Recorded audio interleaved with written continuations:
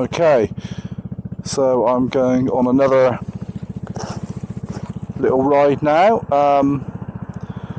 using the Calimoto app, but this time I've got a new full-faced helmet.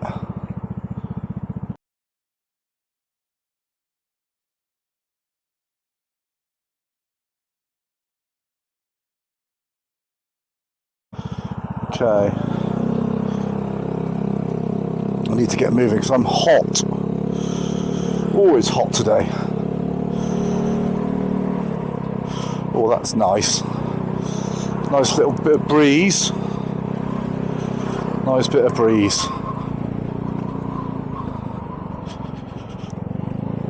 Alright, hang on a minute. Let's just get myself settled down a minute. Looking like it might rain. So we'll just have to hope for the best.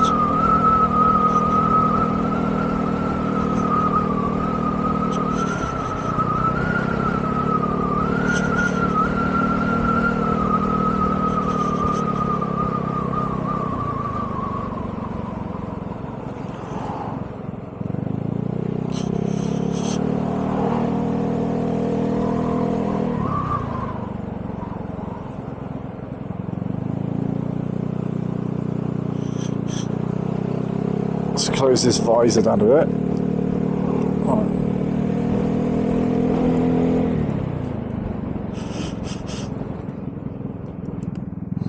Let's close the visor completely. Let's have it one notch open, shall we?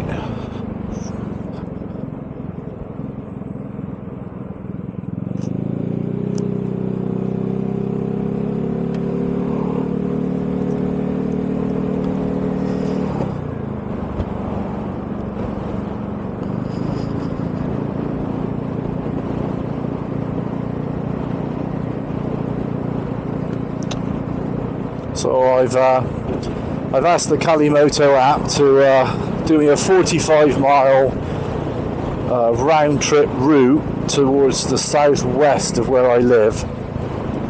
It's taking me out to like Chew Valley Lakes and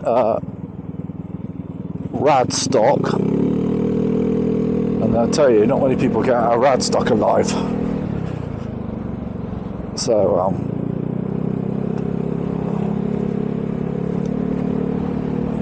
I've got I've just bought a full face helmet, which I've never had a full face helmet before. So it'll be interesting to see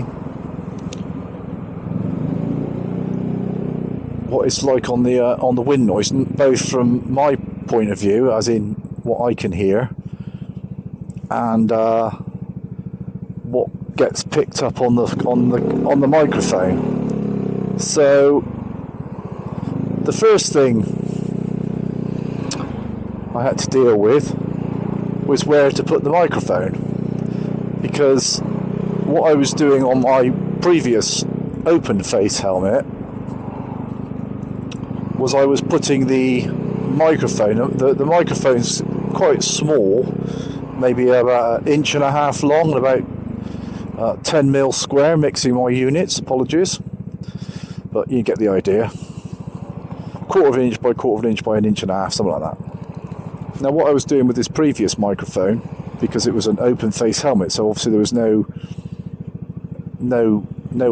hard helmet across my chin section, so I've been clipping the microphone to the chin strap of the helmet.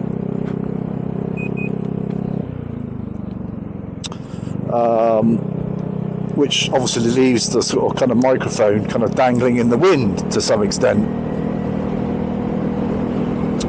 Now with this helmet, obviously this is not obviously, but it is full face, so it didn't make much sense to clip the microphone to the chin strap, because it's still then dangling out in the wind, which is what I'm trying to avoid.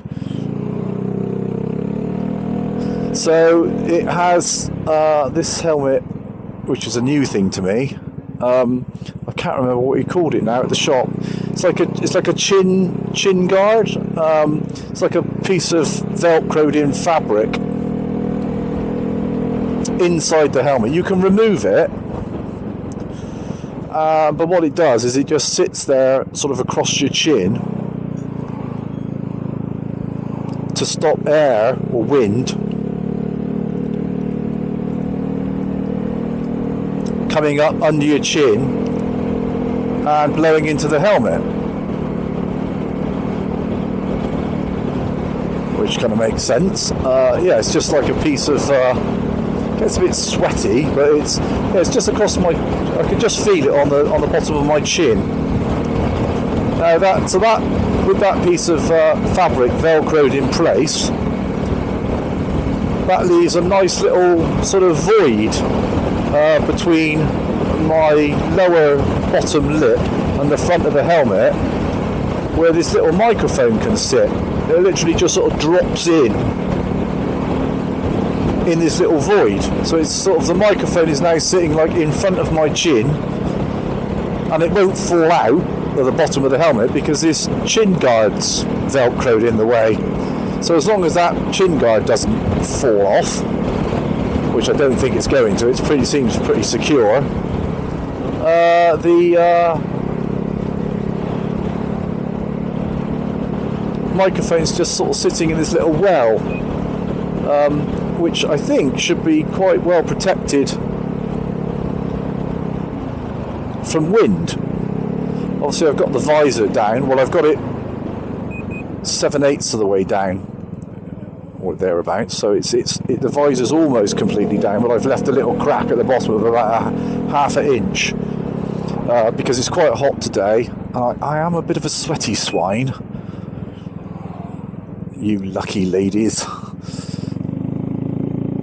I do sweat, especially when I'm sort of setting the bike up ready to go. You know, I've got your gear on, you're pushing the bike about, sort of, I've got to get it from the back of my garden to the front of the house, and it's all a little bit of a faff, to be honest, but you know, that's the way it is.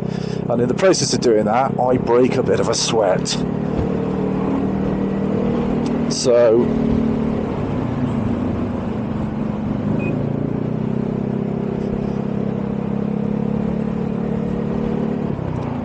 the helmet I've bought, I knew I was going to forget the name of the bloody thing. It's by Frank. Oh, I'll put the name up on the screen when I do the video. It's the Frank so-and-so helmet that I've forgotten the name of, and it's a zombie, which has got some it's got some quite fun sort of zombie style decals on the outside. Now I was going to go for the yellow, because I ride a bright yellow Vespa GTS 300. So I thought, I'll get a yellow helmet, because that'll look kind of cool. My daughter Ava was somewhat sceptical about this, and because she's far cleverer than me, immediately realised that yellow helmets are not really yellow. Well, they are yellow, but they're like that day glow kind of high vis yellow for obvious reasons, because you know, if you're going to make a helmet yellow, why not make it high vis yellow so that people can actually see you? But the bike is sort of Vespa yellow, so it's more of a canary yellow, you know, like a canary yellow. It's certainly not, it's not day glow high vis yellow. So yeah, that helmet and the yellow of the bike do not match really in any shape or form. So I decided they do this zombie helmet in blue, which was kind of okay, but again didn't really go with the yellow. They also do it in red, but it's not red, it's more like burgundy, and that really didn't go with the yellow either. So the last option was they do this zombie helmet in a sort of a gunmetal grey. Yeah. So with the decals in sort of purple and pink and, you know, on a grey helmet. So I decided to go for the grey one, because I thought that was the only one that was going to not sort of look too ridiculous with the bike. With it. I mean, these helmets are not very expensive, to be honest. As helmets go, you can spend £5, 6, 7, 800,000 pounds on a helmet if you really want to. I now seem to have bought 4 helmets, 3 of which were open face, and kind of decided that I wanted a full face helmet in order to try and reduce the wind noise, which was really quite loud in my ears. I know I have earplugs, but I want to hear the exhaust of the bike, because this bike does have a really quite loud, noisy, throaty exhaust, which I quite like the sound of. And I found with earplugs that I couldn't really hear the exhaust. I couldn't really hear anything. I mean, they were good quality earplugs. I mean, designed for motorbikes, but I just found I felt like I was riding in a bit of a bubble when I put them in. I couldn't really hear anything. I'm sorry, being in a rain, it's supposed to rain today. Anyway, so I thought I'd lent one of my full face helmets to my mate Dave, because he was taking a pillion passenger, so he needed an extra helmet. So he wore my helmet because they were about the same head size. And when he gave it back to me, he said, "My God, the wind noise wearing that helmet was unbelievable. Like really, really loud." I mean, he's quite a seasoned rider. I mean, I'm not. I've only been riding a year, so I basically know bugger all. And he's been riding since he was a kid, so he's probably had loads of helmets. So I thought, oh, all right, okay. So somebody that has done a lot of riding has said, "Oh wow, that helmet's really, really noisy," from a wind noise point of view. And also, I was picking up a shed load of wind noise on the microphone for the camera, which is not surprising, because obviously, as I said before, the microphone was clipped to the chin strap, so it's just dangling around literally in free space, virtually, just sort of tucked in under my chin. So I thought, right, well, if I bought 3 helmets, and all the 3 helmets I bought have been around about £100 or less. The first one I bought ended up too small, was really uncomfortable. Even after wearing it a while, it was just too small. I bought a black one, which I decided I didn't really like. And I bought a white one, which it's been really nice, really comfortable, but again, open face, so very noisy. So I decided to buy this Frank, whatever his name is, helmet that I'll post on the video. So I thought I could remember the guy's name, but I'm useless with names. Anyway, and I like the design on it. It wasn't just kind of a boring grey helmet. It's got this mad kind of this mad zombie thing going on.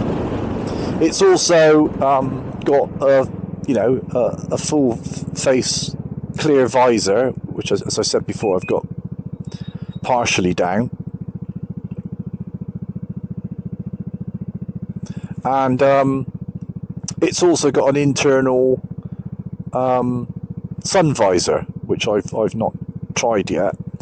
One thing I wear glasses, as in spectacles, not sunglasses, just normal glasses.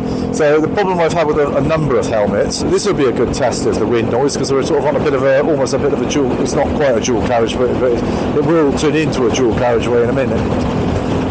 One thing I've noticed with some helmets is that especially if they've got an internal sun visor, it quite often fouls my glasses. So I usually can get the internal sun visor over the glasses, but sometimes it's in contact. It makes contact with them, and it either taps, which is bloody annoying, or pushes them onto my face, which over sort of even a short ride can, if it's pushing the glasses into your nose, it gets quite uncomfortable. So I needed a helmet which both the internal visor and external visor don't foul my glasses. So really, buying helmets kind of online is not really an option for me. I've got to go and try them on, and I don't know. I mean, and there's a lot of companies that sell helmets online, and I guess if you've got a particular make of helmet that you know is going to fit, then that's grand. You can buy another one, and chances are it's going to fit. But as I say, I'm not a seasoned rider. I've only been riding for a little over a year, so I've got very little experience of helmets, and I haven't got any particular brand loyalty. In fact, every helmet I've bought so far has been a different brand. So I was just going purely on the aesthetic rather than any particular brand. So really, I bought this from J&S in Bristol, which is my hometown. I like J&S. I like the layout. The staff are kind of knowledgeable. We've got a choice of a few places really here. We've got J&S, Fowler's,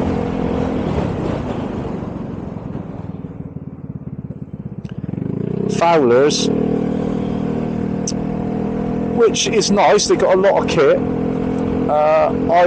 I'm not a big fan. There's nothing wrong with Fowler's.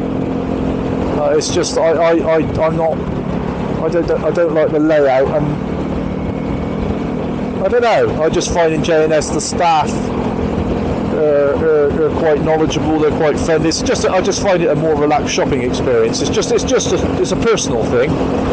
It's a shopping experience thing, really. I just feel a bit more relaxed. I feel a bit not quite so relaxed in Fowler's. I think mainly it's me. It's just because I'm inexperienced. If Fowler's tends to attract a lot of seasoned bikers. There's a lot of guys there, with a lot of big bikes, and it's all, I don't know. I just feel a bit out of place because I don't really know what I'm doing. Whereas, in the other shop, in the J&S place, it's it's a lot more relaxed, and it doesn't ever seem to be quite as busy when I go anyway. But it's just personal choice. And also, I think J&S do tend to have a better range of the more budget stuff, but especially budget helmets. Because I'm not, I'm not going on, 500-mile tours of the country. As long as the helmet has all the correct safety requirements, the right. This one I've just bought is the latest 26 standard of safety, build quality. I'd also like this one because it's made in the UK, which is kind of nice and unusual. So yeah, it's fair, and I like the design. So why not? I think I paid, as helmets go, it was pretty cheap. I paid, I think it was £99, £99.50 for this helmet, which, as helmets go, is on the lower end of the cheaper end of the scale. There are a few helmets around in the sort of like 50, 60, 70 pound price range. But they were all open face, and obviously I've already got 3 of those, so that wasn't much good. I have to say, so far, it's really comfortable. I've only I've just put it on. It's a large. I see if my head seems. I made the mistake of buying a medium before, and although it was snug, and I thought it would bed in, the previous helmet I bought, it did bed in. But it was always just a little bit tight, and after an hour, couple of hours of riding, I always found it started pinching, and I was getting a bit of a pain across my forehead. So I definitely think I'm a large, not a medium. And I've had that problem with hats before. I always tend to have I must have a big head in more ways than one, I should imagine. So yeah, this is a large. And but so far it fits like an absolute glove. I'm really impressed. I've got no pressure points across my forehead or my cheeks. It's snug and it's not moving. There's no play in the helmet, but at the same time I'm not feeling any pressure points. I think I was supposed to take a left there, and because I'm chatting, I completely forgot. So my sat-nav's now gone a bit loopy.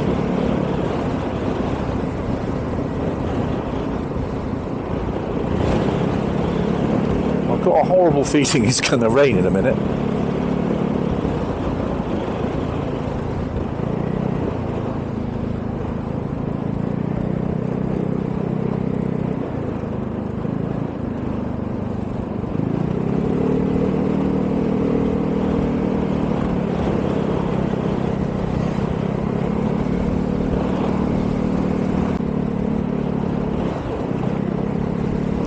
Well, there we go. As per normal with me, I went wrong, even with the sat-nav.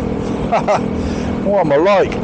I was busy chatting on this here recording and missed the turning and ended up going 1.4 miles off route. The Beeline app didn't redirect me because I told it not to.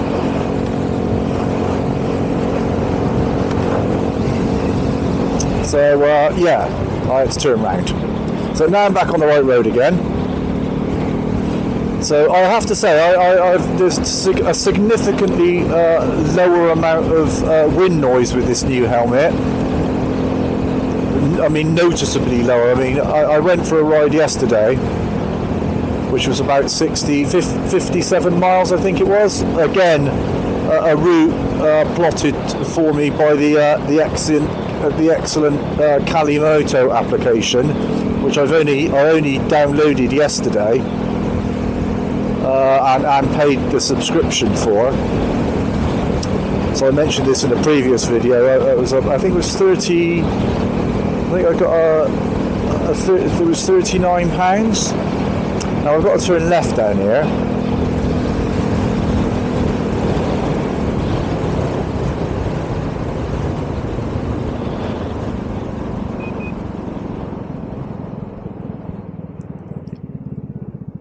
Here we go. Now we're back on the right road. Well, I was on the right road. One thing I have noted, yeah, £39 for the Calimoto app, which I have to say, so far has been money well spent.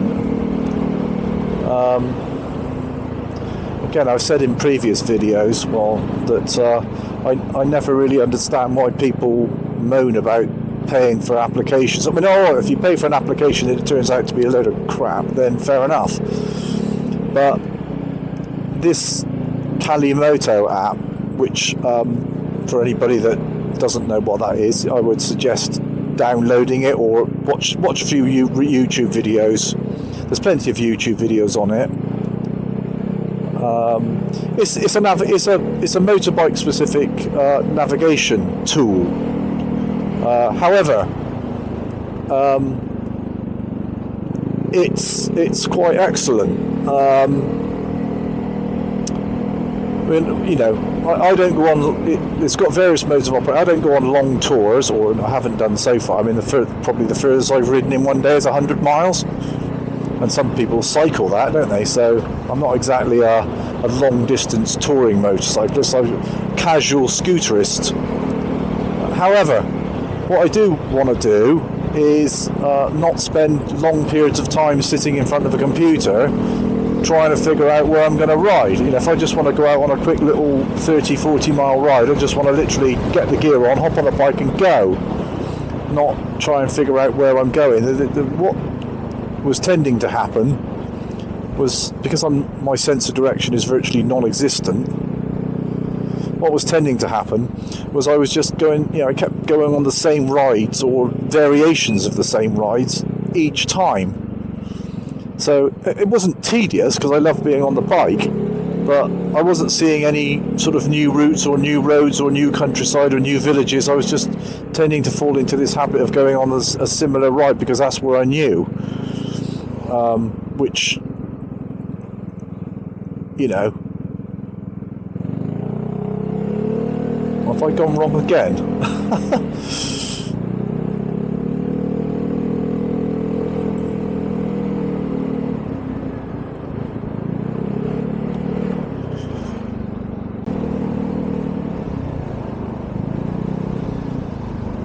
Okay, I've discovered one tiny little flaw with this helmet. It's not. No, I shouldn't say that. It's not the helmet. It's me. The Beeline. I use Beeline as my satellite navigation system. So, as I've said before, I've used Calimoto to generate the route, and then I export that route as a GPX file and then import it into the Beeline application, which has got the rather lovely little puck. This is the Beeline 2.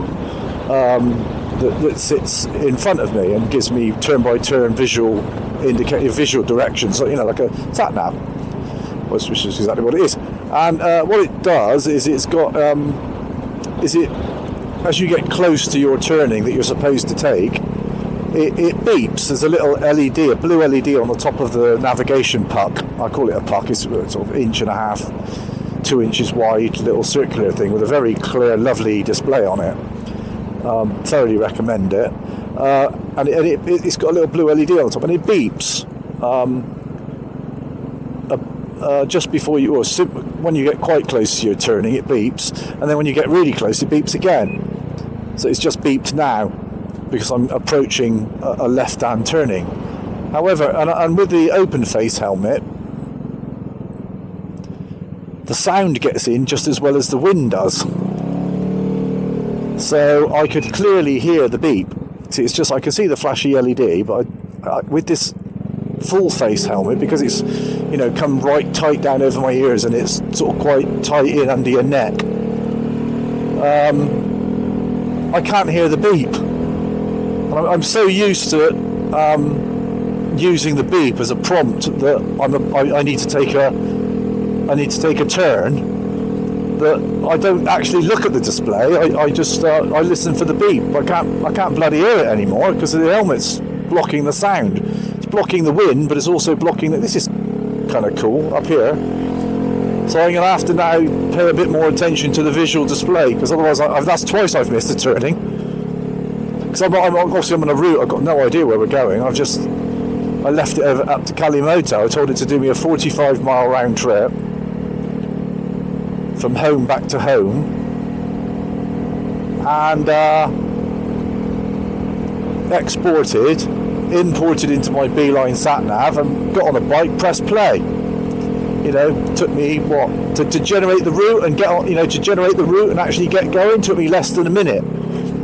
It's that simple. Just want a 45-mile round route, and you just on the Calimoto app. If you don't quite like the look of the route, you just keep hitting recalculate.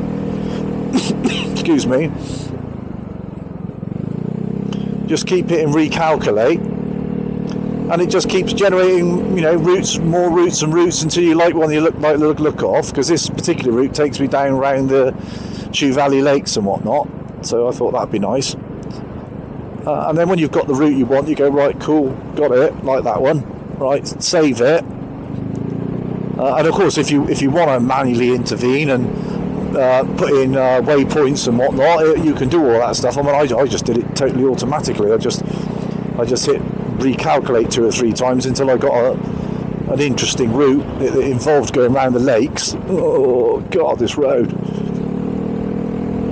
And there's a guy in a van behind me. I'm going to let him go past a minute, I think, because I don't want to go fast down here. I'm just kind of trying to talk. It's quite difficult to ride and talk at the same time. I'm going to wave him past. There we go. Just waved him past. He's giving me the flashy lights. Nice chap. So yeah. So I've pressed recalculate a few times. Exported from Calimoto, imported to Beeline, and it's that simple. And then you can then obviously then save it in Beeline as to whatever you want, either the same name or a different name. And it takes a minute. So there's none of this sitting down. I mean, I suppose if I was going to go on a long route, I did actually do. I did use the Calimoto app. I thought it'd be interesting. I wonder what it'll do. They've got a caravan in Devon, down near Sidmouth, and I at one point I'd sat down and plotted a route manually down there before I got Calimoto, just like on Google Maps. And it took me quite a while because I wanted to find an interesting route, and I wanted to avoid things like the A303 because it's just boring dual carriageway. So I'd sat down at the computer at home and spent quite a while, maybe half an hour, 40 minutes with a beer, kind of plotting the route by hand and generating a GPX file. So I thought, I wonder what the Calimoto will make of this. So I put it in its windy road mode. So it's got various modes. So you can pick windy or twisty. Windy is you can pick windy or twisty or direct or like fastest. I think that's the 4 modes: windy, twisty, or like a direct route or fastest. Oh God. Right, hang on a minute, I've got to turn, I'm guessing, left here. Just bear with me, peeps. Oh, God. I'm such an amateur.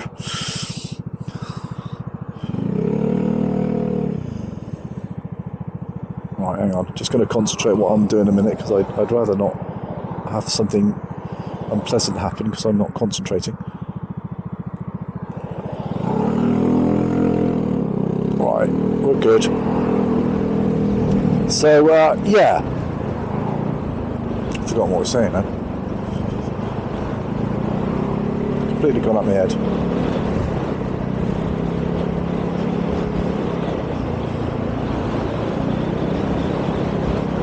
Horrible feeling it's going to rain.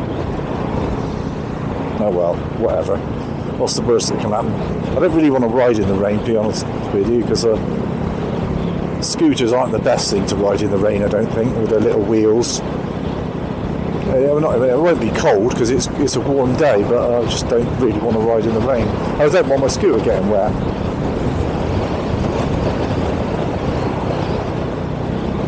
So where are we now? Got no idea where we are now. I don't know. Sort of lost track of where I'm going, to be honest. I'm chatting, I'm paying attention to the riding, obviously, but I'm not really paying much attention to where I'm actually going. I think we're in Radstock. That would be my guess.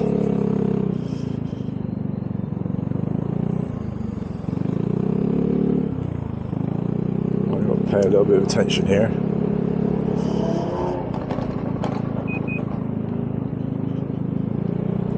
Go wrong again, do we? So far so good. Very pretty. Oh, I think I'm supposed to go right here. Yeah, I was supposed to go right. Don't worry about indicating, Dave. Jesus Christ. So we're taking a little bit of a scenic route. Oh, well done, you spotted me. Thank you. Churzan. 20-mile-an-hour speed limit anyway, so it should be doing 20 miles. I'm doing about 20 miles an hour. It's a Saturday, so right. I actually managed to get through there without going wrong, which is something of a miracle.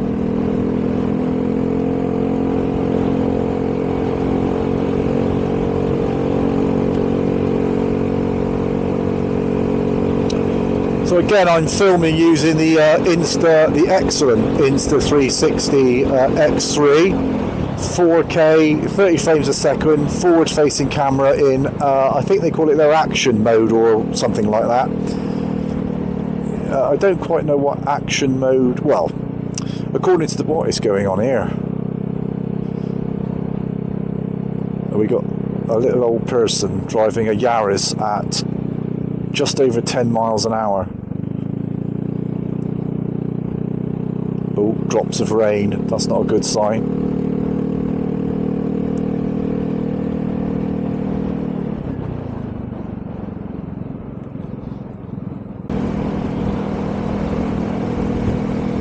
Right, well, we were experiencing there some light precipitate, commonly known as rain.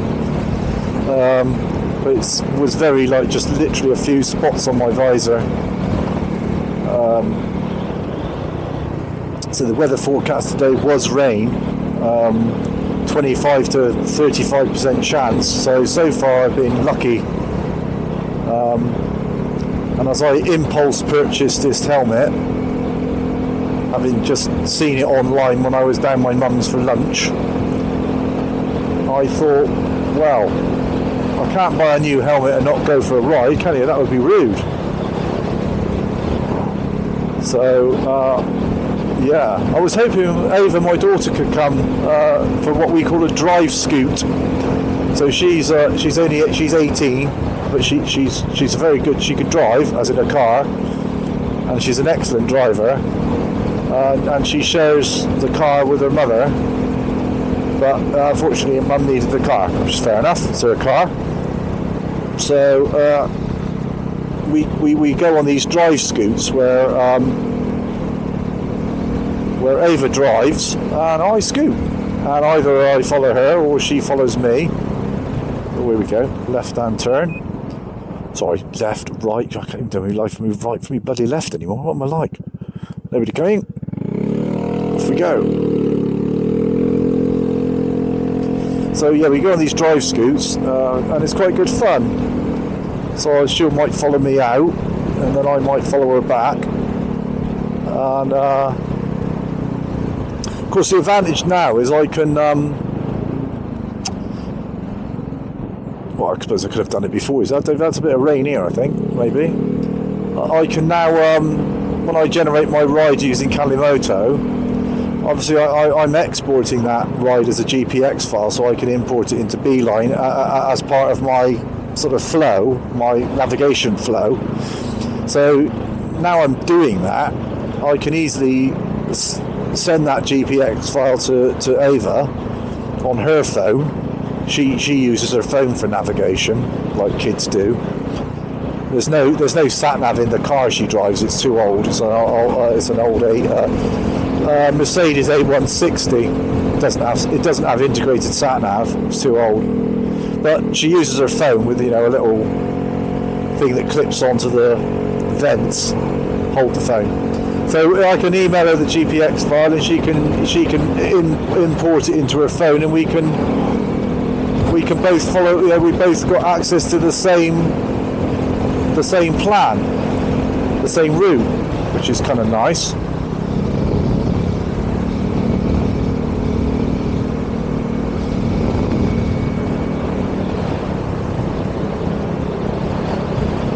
I have to say, I said this on the previous video, so I do apologise if I'm repeating myself. The Calimoto app, with no manual input at all, just literally, I want to go on a ride, generate me a route, and I want it windy. It's come up with some really lovely routes. I've only done 2. But they're really nice. Just exactly what I want to ride on the scooter. Not too fast, because I want to take in the countryside.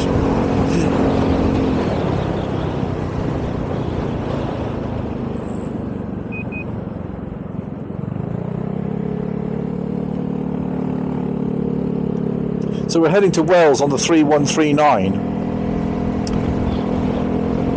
That's what we're doing. It's very pretty around here, apart from that horrible housing estate there. But so it's going to be interesting. Now I'm picking up a bit of speed. So I'm doing 45 miles an hour. Probably looks a lot faster on the camera because I'm in a sort of a wide angle mode. The field of view on the Insta360 is really good. I was thinking originally of buying a Drift, the Drift Ghost camera, which generally speaking, well, sort of with helmet mount. Well, you can mount it in lots of places, but helmet mount seems to be the place most people mount it. I saw a few YouTube videos on it, And one in particular, I can't remember the name of the guy, but the field of view on it doesn't quite seem to be wide enough. So he was comparing it with I think it was a GoPro. I forget what the actual field of view on the Drift Ghost is. I forget what the field of view actually is, as numerically. But it was quite interesting, the video he did, because he had the GoPro mounted on the front of his helmet, and he had the Ghost, the Drift Ghost, on the side of his helmet. So he's basically videoing an identical ride, the same ride, but with the two cameras running simultaneously. And then at the end, comparing the two video streams. I mean, in terms of video quality, I mean, they were much of a muchness. We were both shooting 4K. The Drift camera has got an external microphone input, same as the GoPro. So you can get a similar sort of audio quality. But the interesting thing was the video, not the quality, but the way it looked. And I guess this is all a perception thing, but because of the field of view, the Drift Ghost made it look like you were going half the speed of the GoPro. It just didn't look. I mean, it wasn't. It's very difficult to put into words. It wasn't the speed as such. It didn't look as dramatic. It just looked a little bit boring. The GoPro was quite exciting to watch because of the side of the road and the hedges are flashing past, and it made it look like he was riding faster. But it was more immersive. You kind of felt like you were on the bike with him. Whereas the footage from the Ghost kind of made it look like you were looking, as he put it, through a telescope. It just wasn't. It wasn't exciting to watch. And I think that it was just down to the field of view. So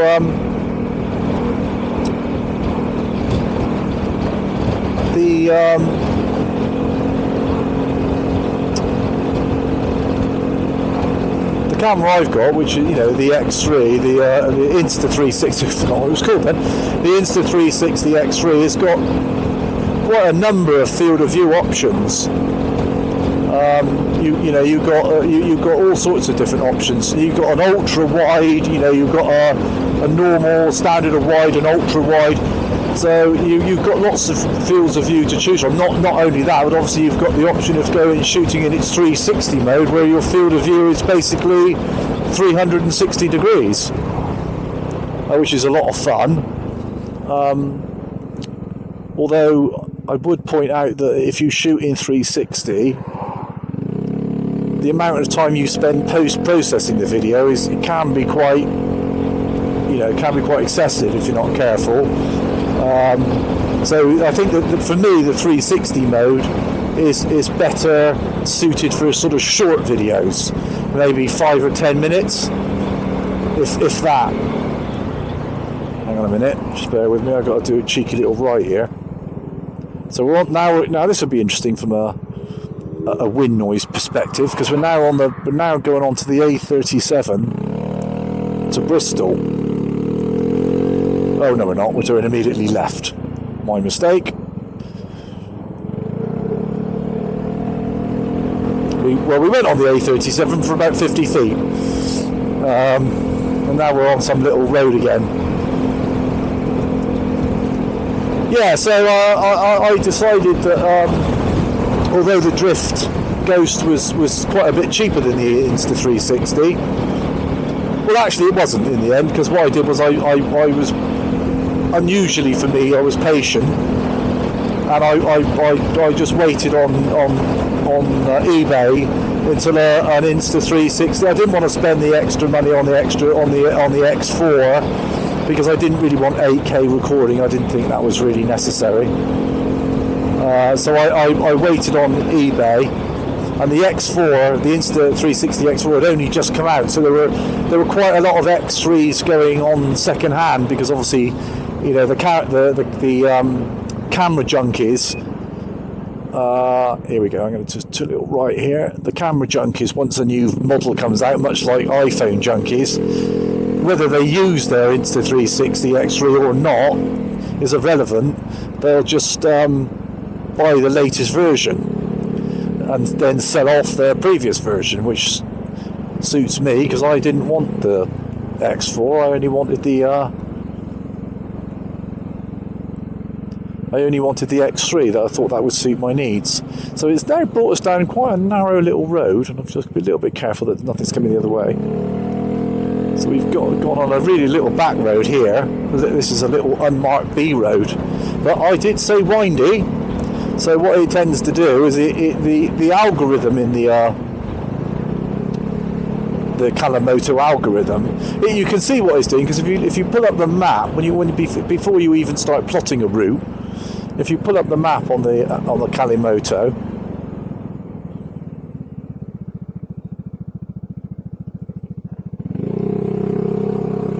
the map on the Calimoto, it highlights all the sections of road that it's decided have got windy bits in them. It lights them up in a sort of a bold yellow colour. So even if you're deciding you want to navigate or create a route manually, it's done all the hard work for you. So you haven't got to sit there trying to work out, is that an interesting road? Because and if you put on, there's a few little buttons at the top of the screen. This is on the Calimoto Android, or presumably iOS app as well. I'm guessing they're identical in terms of looks. You can highlight various points of interest or biker meetings, but you can also highlight windy sections of road. And if you click that little button, then on the map all these little markers pop up where it's identified interesting windy sections of road. And not only does it highlight them with a little red marker, but it also tells you how many back-to-back windy bits there are, which is really cool. So if you want to do plot a route manually, you've got this. It's already done all the analysis for you. All you've got to do is work out how you want to link them all together, or you just say, "Well, just do it for me," obviously. But if you wanted to sit there of an evening with a beer and say, "Well, I'm going to go to Wales or somewhere," and I'm going to sort of just link all these windy, and it comes up with, I think they call it a Calimoto, which is, I'm not quite sure how it's calculated, but it's a percentage, so obviously up to 100%, a percentage of the distance that you're travelling, which has got windy sections of road. So you can actually manually link together the windy sections it's identified, and keep an eye on this Calimoto. And and as the Calimoto increases in percentage, you know that the percentage of your total ride is increasing in terms of interesting bits of windy road, if you catch my drift. So it's quite cool.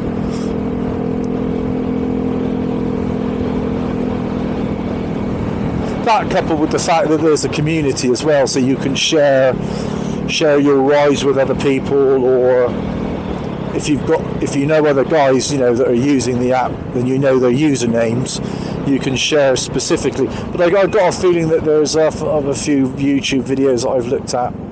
This is pretty down here. No idea again where we are. So we're going to go down the road here, and we're doing a cheeky right and then immediate left, so just over the other side of that road there where it says open speed limit. Heading towards Cheddar. There's nobody on the road at all. Bit of gravel, so be careful, and an oncoming car.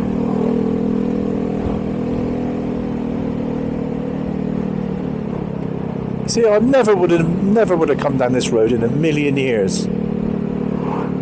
But it just, there's thousands, I've said before on other videos, there are thousands and thousands of roads in the UK like this. Little B roads, some marked, some road markings, some without road markings, linking a plethora of little villages all over the country. When I live in the southwest, so that's obviously where I'm riding, but I mean they're everywhere. And all these little roads are all linked together with these tiny little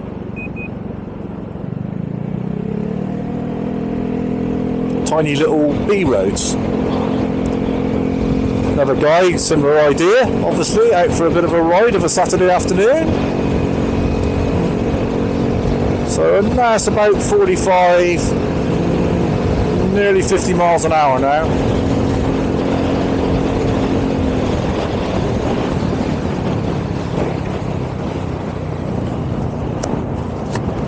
Pushing the microphone down out of the way.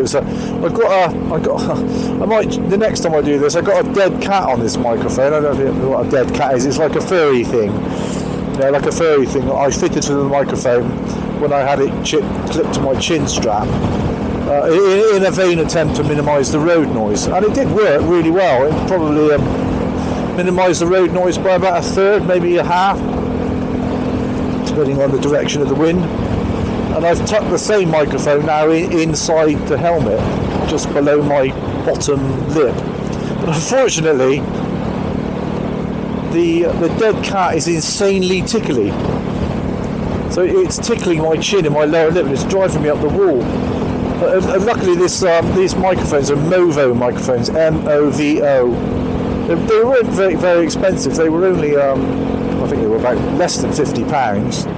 You get two microphones and one receiver. The receiver comes in different flavours depending on how you want to use it. You can either have a USB-C connector, which plugs into an Android phone, and will presumably in the future plug into an Apple phone, as Apple have finally seen the light and decided not to use that ridiculous proprietary connector they've been using for decades. Or you can get the microphone with the ridiculous proprietary connector that Apple have used for decades.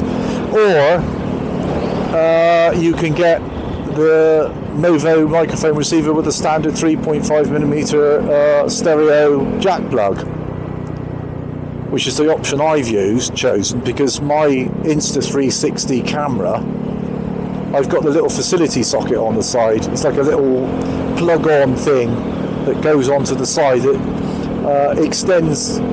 breaks out the USB-C to USB-C for charging, and also 3.5mm socket for external microphone.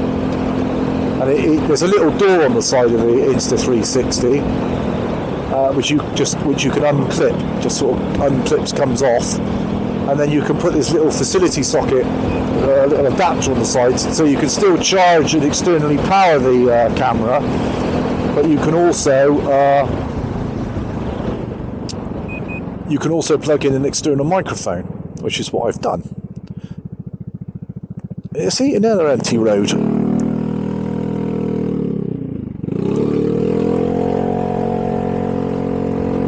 So yeah, the little Movo microphone receiver plugs into the 3.5mm jack socket on the side of the Insta360 external adapter, and then you get two microphones, which is pretty good for like less than 50 quid. Two microphones, but if you turn both microphones on at the same time, I mean, it pairs. The microphones pair immediately, and I've tried a range test, and I got about maybe 100 meters of range before I finally lost connectivity. So, which obviously, with that sort of range on a bike, range is never going to be an issue because you're never more than a few feet away from the receiver. But you get two microphones. Oh, this has got tram lines running all the way down this road. That's a bit unpleasant. Hang on a minute. Oh, a bit bumpy. If you turn both microphones on simultaneously, then what happens is they effectively mix together. So, say for example you had a pillion rider, and you both wanted to contribute to a video you were making. You can both have your own microphone and chat away And then I've got to go right here by the look of it, or maybe not. No, not here. Sorry, a bit further on.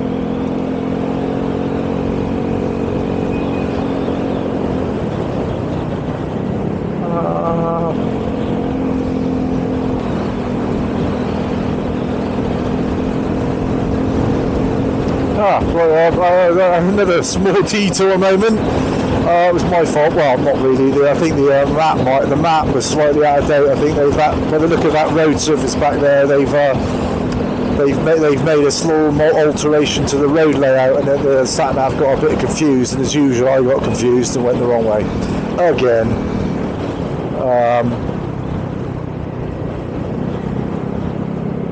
Right, I think we got to go right here.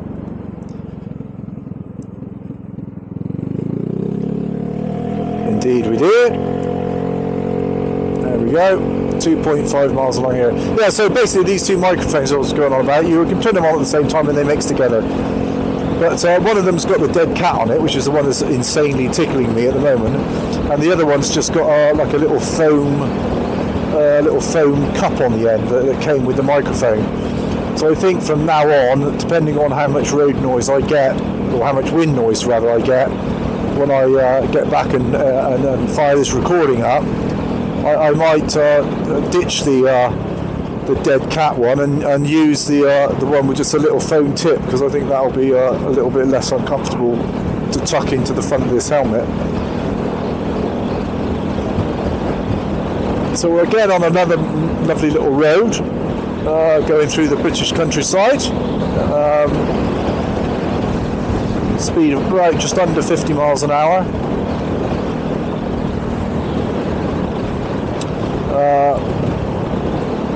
Jacket wise, I'm again wearing, because it's summertime and nice and warm, I'm wearing my Knox Urban, I think, I looked it up last night actually when I did the other video. It's the Knox Urban jacket. They're quite expensive. Well, I guess all motorbike stuff's expensive, isn't it? It was about £250 this jacket, which I guess in the scheme of things for motorbike jackets is not actually very expensive at all. I mean, you can spend hundreds and hundreds and hundreds, of pounds on jackets, but it's insanely comfortable. I would recommend, even if you don't buy one, if you go into a bike shop and you can find the Knox Urban, it's got two pockets, one either side, down at hip level. Just Google it. About £249, I think. They seem to be about the same price everywhere. So I don't know whether it's it's obviously some of these sort of, it's a fixed price type of thing. You don't get much of a discount. They're £249.90 or something wherever you buy them, or that's what I've seen anyway. But if you go into a shop and they're there, I would definitely recommend just trying one on. The only problem is if you're a lad with a bit of a big tummy, it is going to make you look fat. There's no two ways about it. If you've got a bit of a gut on you, it's going to make you look a fat boy, because they are quite tight fitting, which is good. It's all because the reason I like them like that is because I can wear it, and then as I've said on a previous video, I can go and buy myself a cheap jacket from a charity shop or from Vinted or something. Maybe go one size bigger than you'd normally wear, so a medium to a large, or a large to an XL, depending on where you are, and then you can just sling it over the top of the Knox, and you can wear a cool jacket, which is obviously, if you're a scooterist, is what you want to do, because riding a scooter, a lot of it's to do with what you're wearing. And I didn't really want to. I wanted to wear something which looked good. Well, I think looks good, but I didn't want to lose. I didn't want to lose the protection. I didn't want to buy some cheap denim jacket from Vinted, which has got no bike protection whatsoever. Whereas the Knox has got shoulder. There's the lake down there, isn't that pretty? So this is going really well. What a beautiful ride and a lovely day. the Nox will have the shoulder protection, the arm protection. It's double A rated. I think it's got some sort of Kevlar component. I could be wrong. You might want to check that. I could be talking out my arse. It's not unusual. Right, we're going to do a little shimmy here. Hang on a minute. Just bear with me. Just check this right again. Nothing on the road.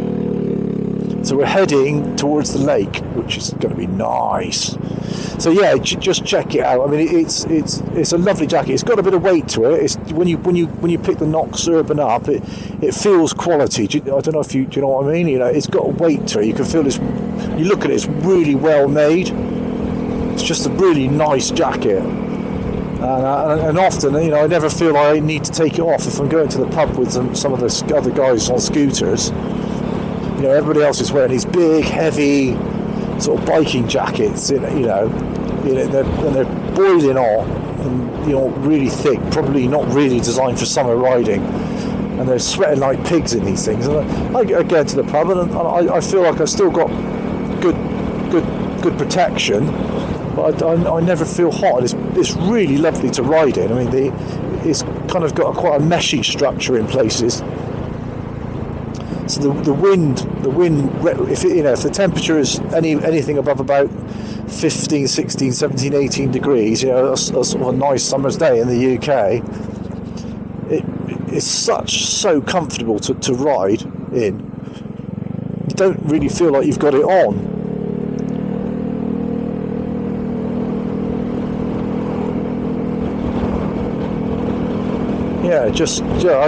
Anyway, so if you see one, have a little try of a Nox Urban.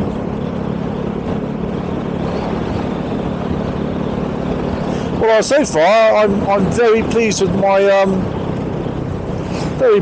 helmet purchase. I will put the model. Well, it's the Frank somebody helmet, and it's the zombie. So if you put helmet zombie Frank, it's going to come up. Made in the UK, about £100. Very, very comfortable. Considering the fact it's a brand new helmet, it's not been bedded in at all. I've been wearing it now for well over an hour, and I can honestly say I can hardly even tell that I've got it on. It's not. I've got quite big ears. I've got a bit of a wing nut ear thing going on, and some of my previous helmets I've had, they really pinch my ears, my top of my ears and my earlobes, and it gets quite uncomfortable after a little while. But there we go. There's the lake off to the right, well, and the left. We've just driven through the middle of it, or a road, obviously. And this helmet is not pinching my ears or cheeks or forehead. It's extremely comfortable. I'd imagine once I've ridden it for a little bit longer and it's had a chance to bed in, which seems to be general rule of thumb, I think, is like maybe a few hours of riding to get a helmet to sort of bed into your head. But lovely and comfy, and it kind of looks cool with, well, it's like any other fashion accessory, it's all in the eye of the beholder, isn't it? What one person thinks is a nice jacket or helmet, somebody else might think looks ridiculous.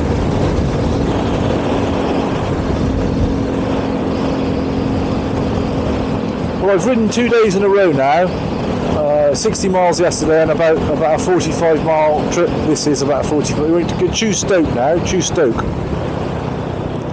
Yeah, 60 miles yesterday or thereabouts, and it's about a 45 mile round trip today. Both generated within seconds using Calimoto. And I think I can say quite confidently that they've been two of my favourite rides since I've been riding a scooter. I've thoroughly enjoyed them. I've seen some really lovely villages that I would have never seen, never been before, having lived in the southwest all my life. Been on some great roads. It's just taken all the hassle out of it. So I'm very pleased with the purchase. I would thoroughly recommend it. I'm not sure if you can get it on trial. I did see in somebody's on a YouTube video. Somebody was doing a YouTube review of Calimoto. Well, I got to go right here. Up Wally Court Road, would you believe? Never been up here before. Never in my life been up here.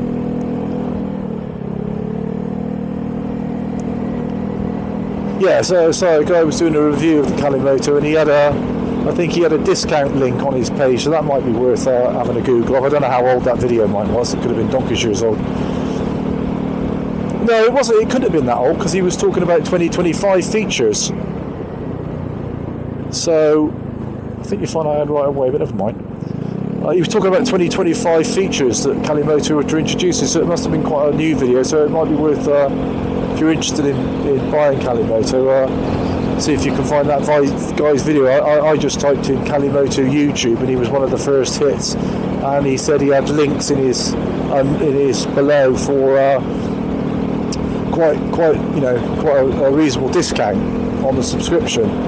So obviously by that stage I'd already subscribed, so it was irrelevant for me. When I paid £39, I seem to remember on their website it said 49, and I got so it would have been about 49 down to 39. So that was just that was actually just an introductory offer that I got when I downloaded the app. So there's the lake off to the right. It's a really nice road. Again, there's a lovely place over there where you can get drinks and things.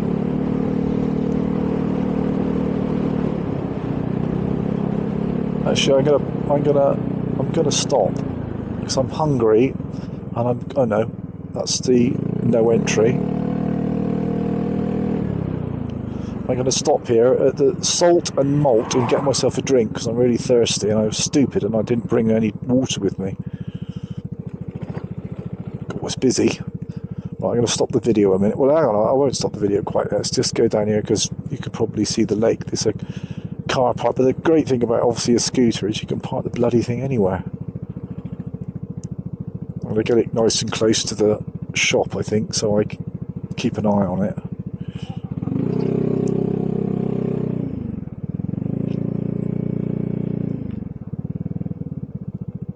Just stick it on the end or stick it down here somewhere nobody's gonna.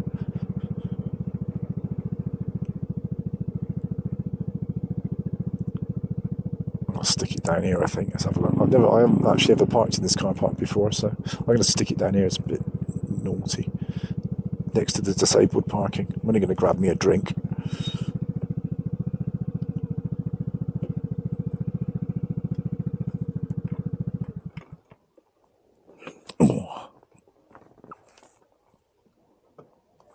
Yeah.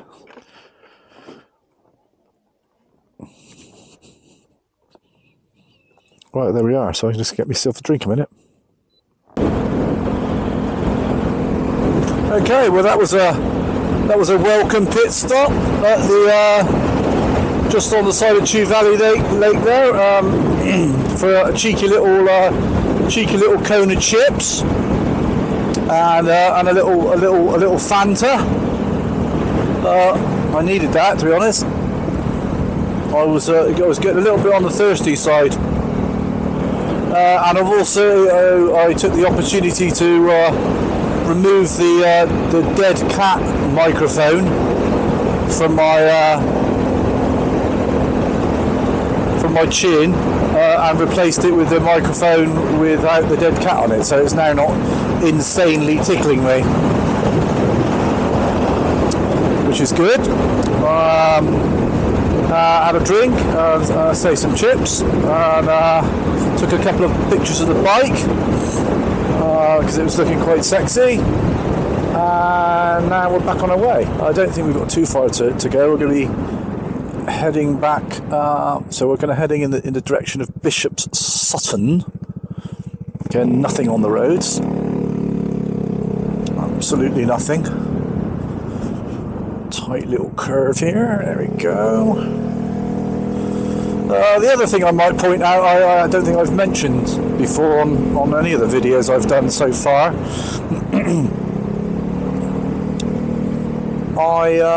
I've mentioned several times I'm using the Insta360 X3 camera. However, you obviously need to be able to start and stop said camera. So I'm using the Insta360 remote control, which is a little gizmo. They're a little bit, it's quite expensive, but then all camera kit is expensive, isn't it? But this was about £65, which I thought was a little bit on the steep side, but never mind. Whinging about the money. So I'm going to get past this cyclist a minute, giving him loads of room, obviously, or as much room as I can physically manage on a little road like this. So it's a little remote control, maybe 2 inches long by about an inch wide, about the size of a pack of matches, I guess. And it pairs with the camera. So once you've paired them, every time, whenever you turn the camera on the remote, they just pair within a matter of a few seconds. It's usually pretty quick. And it's just got a bit, you can change various modes on the camera. Not that I ever have used it to do that. I've set the camera the way I want it, and that's the way it stays. But big, nice, it's waterproof, the remote, as is the camera. And there's a big rubber button on the bottom, which is easily sort of pushed with sort of motorbike gloves on,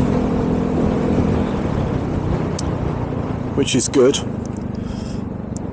And that just is simple. It just start and stops the camera. It's really useful. It comes with a couple of little. This is a lovely road as well, isn't it? It comes with a couple of little straps. One of which is a little short strap, maybe 6 inches long, give or take. And so there aren't too many places on a Vespa to attach things because you don't really have handlebars like you have on a traditional motorbike. You've just got this sort of lump of headgear with just mirrors protruding from it, and your handlebars. Well, the bit you're actually hanging on to. There's no handlebars as such. Well, there are, but they're inside the plastic, the cowl. Anyway, with the small rubber strap fitted to the remote, and its tightest setting, it just fits nicely round my left-hand wing mirror. And it's really secure, it's not going anywhere. And I've got my obviously this is a Vespa with which is twist and go, so no gears. So my left hand, apart from brake, is essentially not doing anything. So it's free to push the button on the remote and start and stop the camera. So yeah, it's a nice little. It's got a nice big LED on the top of it as well, which flashes red when it's recording. So I don't. It's got an LCD display on it. It tells you what it's doing, but I don't have to risk looking at the LCD and taking my eyes off the road. I can see the red LED sort of flashing out of the corner of my eye, so I know I'm recording. And then when you're not recording, the LED goes solid green. And then when I stop recording, I've set the camera up to go into automatic standby after I think a minute or two. So it goes into like a low power standby, and then whenever I hit the record button on the remote again, it wakes the camera up. So it takes about maybe 5 or 6 seconds for it to start recording from standby. So yeah, you've got to be, you can't just start it. If you don't have the camera in standby, it'll start recording immediately. But I want to try and save. Obviously, I could be riding for a couple of hours, maybe more. So I don't want the camera battery going flat. Although I've just bought a pair of Insta360 X3 batteries with a charger that will charge both batteries at the same time for 20 quid. So the batteries are insanely cheap, considering how expensive. They're not the original Insta360 batteries, I might point out. They're a third-party battery, but I mean, I've tried them and they work perfectly. They last just as long as the original battery for 10 quid each. Bloody bargain. So I usually carry those as well, just in case I do run into run out of battery. I did. It happened to me about a month ago.